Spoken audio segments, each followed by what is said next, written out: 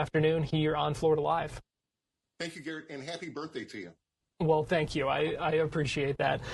Jamie, I first just want to get your reaction to this arrest because, we've talked before about the climate in this country and political violence, and it's something that we continue to see. And so I just want to get your reaction to some of the details and some of what we learned about this arrest and this case of this threat.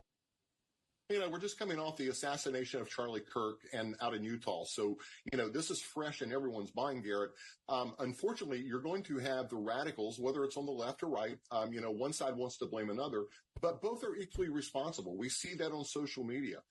We've covered it here on your show.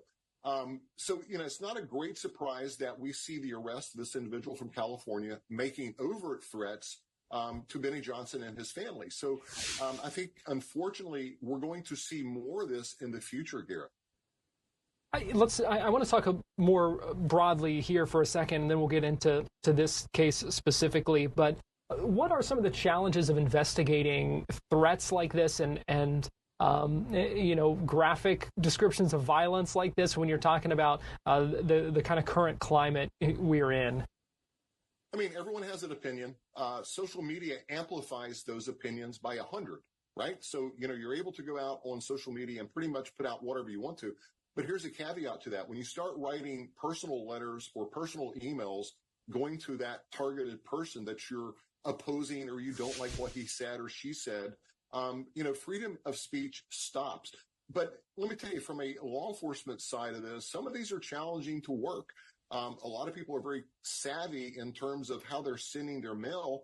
We know that there's cameras just about everywhere we go. So if you're dropping this off at a local post office or a post office box on a street, there's a pretty good chance there's a camera nearby that's going to capture that.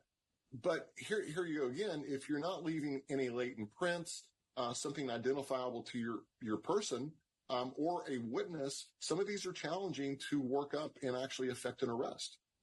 I'm glad you brought up the fingerprints, because I think that was one of the interesting things about this case, because they were able to trace this back to the man who, all the way to San Diego, and the man who sent this, and they used fingerprints. So talk to us about some of how that would work to do that. If I may, this is how bolden some of these people are, that they're not even wearing gloves or protecting their identities, right? They're just pinning a letter and sending it without using latex gloves or any type of covering on their fingers. So very stupid on that guy's part, but that shows how radical he is. In terms of forensic evidence, it solved and basically brought this man to justice. As we heard that presser from the U.S. Attorney Pam Bondi today, that case was solely made on latent fingerprints that the arrestee left on that letter and perhaps the envelope that was sent to Charlie Kirk's person. It seems kind of surprising for those of us who aren't experts in this, but that they would be able to still dust for fingerprints and be able to kind of find something like that was obviously a lot of time had passed between the time that whoever it was wrote this letter, sent it across the country, and it arrived at the home of Benny Johnson. I'm going to give Benny Johnson some credit here. He's savvy and up to speed enough to know, hey, wait a minute, let's not contaminate and handle this letter, right? So, Benny was able to call the chief of police without delay, preserve that letter for safekeeping. It's my understanding that the police units arrived there within about 15 minutes, from what I hear, and obviously took possession of that letter, an envelope, preserving the fingerprints. But, Garrett, let's go back 50 years ago. We didn't have all the technology. We had a cop on the beat at a burglary that would break out the fingerprint dust and dust for prints on a windowsill and develop latent fingerprints. So, it's not new technology, but I'll tell you what it is. It's sound technology, because most of us have 10 digits, and every one of those fingers have a fingerprint that are unique to that person. You talk about social media and the difficulty. In some of the lines that are crossed, some of the lines that are blurred. Obviously, this letter crossed a lot of lines. So we heard some of the graphic descriptions of violence that were reportedly included in that letter. So I don't think anyone is arguing that crossed lines, and that was certainly a very real threat. But I'm just curious when we're talking about political violence, and we're talking about threats like this now, and just how common things like this are on social media, and how that can make it difficult, probably in some ways, to weed out threats that may be serious versus someone who may just kind of be spouting off?